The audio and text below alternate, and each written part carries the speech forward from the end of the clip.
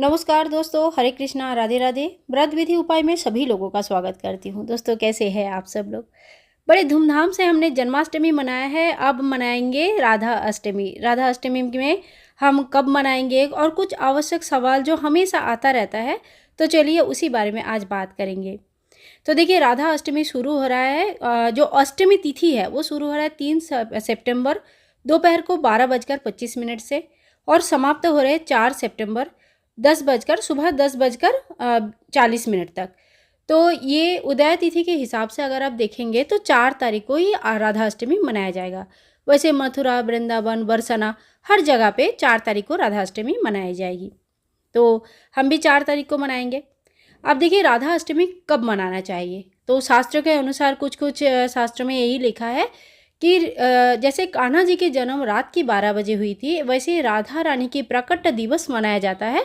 और उनका जो प्रकट हुए थे वो राधा रानी, वो दोपहर की 12 बजे हुई थी। तो अगर आप घर पर है तो आप दोपहर की 12 बजे पूजा करें, और अगर कहीं आप ऑफिस जा रहे हैं या सुबह या दोपहर को पूजा करना नहीं हो पाएगा तो आप ऑफिस से वापस आके शाम को भी पूजा कर सकते हैं, कोई दिक्कत नहीं है।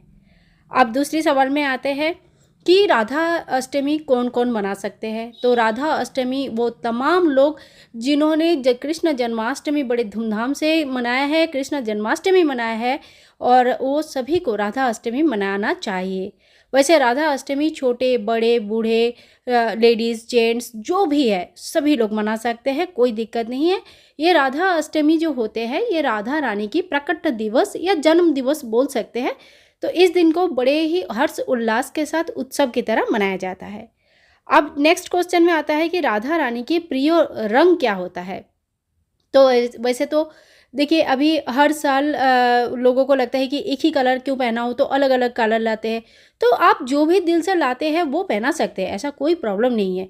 लेकिन अगर प्रिय रंग की बात करें तो राधा रानी का सबसे प्रिय रंग जो होता है नीला कलर होता है, ब्लू कलर होता है। तो आप अगर उनकी प्रिय रंग का ड्रेस उनको पहनाना चाहते हैं तो ब्लू कलर का ड्रेस पहनाएं। अब अगली सवाल में आते हैं कि राधा रानी की सबसे प्रिय भोग क्या है। तो समस्त मथुरा, वृंदावन, बरसाना में इस दिन अरबी की सब्जी बनती है। दही अरबी की सब्जी सबसे ज़्यादा फेमस है। इसके अलावा आप सूखा अरबी की सब्जी बना सकते हैं, पानी वाला बना सकते हैं, कैसे भी जो भी जैसे आपको बनाना आता है या जो आपको सहज सरल लगता है, जो आपके घर में सभी लोग बड़े खुशी से खा लेंगे, क्योंकि वो भोग है। भोग आपको भोग लगाने के बाद आपको ही ग्रहण करना है। तो सभी लोग जिस तरह से खाना पसंद करते हैं उसी तरह से आप अपने घर में भोग बनाएं, लेकिन अरबी की भोग जरूर बनाएं। राधा रानी को बड़े प्रिय होते हैं ये भोग।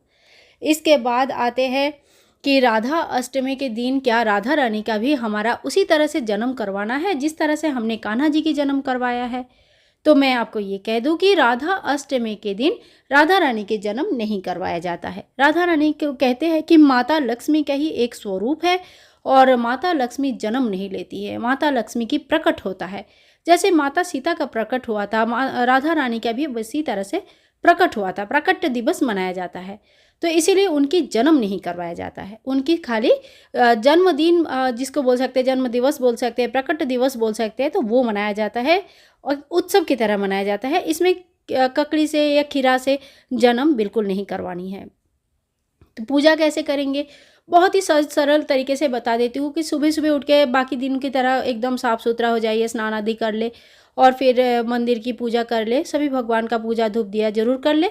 इस दिन आप चाहे तो राधा अष्टमी के दिन अलग से चौकी लगा सकते हैं, या तो फिर आप चाहे तो मंदिर में ही पूजा कर सकते हैं। अगर आपके पास बाल राधा रानी की स्वरूप है तो इस दिन आप उसी स्वरूप का पूजा करें। अगर आपके पास युगल सरकार है तो उनका पूजा करें, अगर आपके पास फोटो है तो उनकी पूजा करें। कहने का मतलब यह है कि राधा रानी का कोई भी प्रतिरूप आपके पास है तो आप उनकी पूजा कर सकते हैं। अब कोई कोई कहते हैं कि मेरे पास राधा रानी जी की ना फोटो है ना युगल सरकार है, खाली लड्डू गोपाल जी है, तो मैं क्या करूं। तो आप लड्डू गोपाल जी को इस दिन राधा रानी के स्वरूप में सजाकर फिर उनकी पूजा कर सकते हैं। इसमें वो वैसे भी वो एक देह दुई प्राण, मतलब राधा रानी और कन्हैया कहीं अलग नहीं है। तो कन्हैया को भी राधा रानी के रूप देके इस दिन राधा अष्टमी मनाया जा सकता है। तो आप चाहे इसी तरह से राधा अष्टमी मना सकते हैं। वैसे राधा रानी की अकेली पूजा नहीं होता, इस बात का ध्यान रखें। अगर आपके पास सिर्फ राधा रानी के विग्रह है और कान्हा जी नहीं है तो आप कोशिश करें कि एक छोटी सी फ़ोटो ही सही, लेकिन एक एक कान्हा जी की एक स्वरूप, एक प्रतिरूप वहाँ होनी चाहिए। या तो युगल सरकार छोटे से अगर है तो दोनों को साथ में पंचामृत स्नान करवाए, दोनों को साथ में पूजा करें। एक चौकी लगा ले, चौकी में लाल कपड़ा बिछाए, फिर कलश की स्थापना करें। राधाष्टमी के दिन दीप कलश की स्थापना होती है। फिर गणपति भगवान का पूजा करें, धूप दीप दिखाए, दुर्वा अर्पण करें, लाल फूल अर्पण करें, भोग चढ़ाए। इसके बाद राधा रानी की जो विग्रह है उनका आप पंचामृत स्नान करवाए, फिर नॉर्मल जल से स्नान करवाए, शुद्ध जल से स्नान करवाए, फिर अच्छे से पोंछ ले टॉयल से। और उसके बाद आप जो भी पोशाक लेके आए हैं, अगर नया पोशाक लाए, देखो ज़्यादा से ज़्यादा लोग ना नया पोशाक लाते हैं, लेकिन अगर आपके पास ऑलरेडी बहुत सारे पोशाक है, आप नहीं लाना चाहते हैं तो कोई बात नहीं, जो आपके पास है अच्छा सा कोई एक पोशाक राधा रानी जी को पहनाएं। धूप दिया करे, पुष्प चढ़ाए, और इस दिन अरबी की सब्जी बनाए, बहुत सारा खीर पूड़ी, ढेर सारा खाना पीना बना सकते हैं। इसमें कोई भी खाना पीना बनाने की मनाही नहीं है। सात्विक तरीके से बना हुआ किसी भी तरह का भोग मिठाई आदि आप चढ़ा सकते हैं भगवान को। साथ में भगवान श्री कृष्ण के बाल स्वरूप लड्डू गोपाल जी विराजमान है, तो उनकी भी एक ही तरह से साथ में ही पंचामृत स्नान पूजा जरूर करें। भोग बनाए, फिर श्रृंगार करें। इस दिन राधा अष्टमी के दिन राधा रानी को श्रृंगार अर्पण किया जाता है। तो आप चाहे तो 16, अगर आपके पास किशोरी रूप है आप उनको 16 श्रृंगार करवा सकते हैं। आपके पास बाल स्वरूप भी है तो उनको भी 16 श्रृंगार आप अर्पण कर सकते हैं।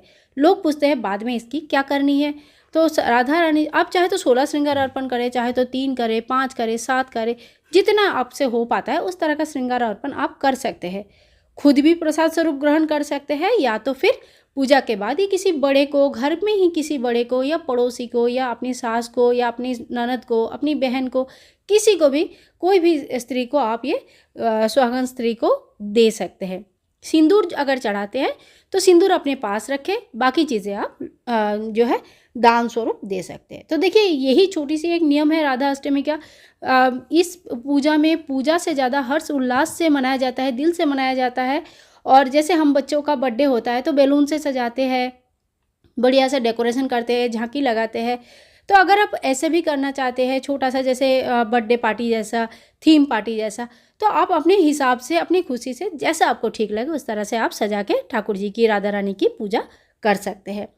जो लोग राधा रानी की प्रतिष्ठा करना चाहते हैं आज के दिन उनके लिए भी बहुत शुभ है। तो आप चाहे तो इस दिन राधा रानी की विग्रह ला के प्रतिष्ठा भी कर सकते हैं। तो ये थी राधा अष्टमी के बारे में कुछ जानकारियाँ जो हमेशा पूछा जाता है। आशा करती हूँ वीडियो आप लोगों को बहुत पसंद आई होगी, और अगर अच्छा लगा, हेल्पफुल लगा तो लाइक करें, शेयर करें, कमेंट करें, चैनल को सब्सक्राइब करके रखना बिल्कुल भी ना भूलें। मिलते हैं नेक्स्ट वीडियो में, तब तक के लिए happy Radha Ashtami. Bye bye दोस्तों, टेक केयर। हरे कृष्णा, राधे राधे।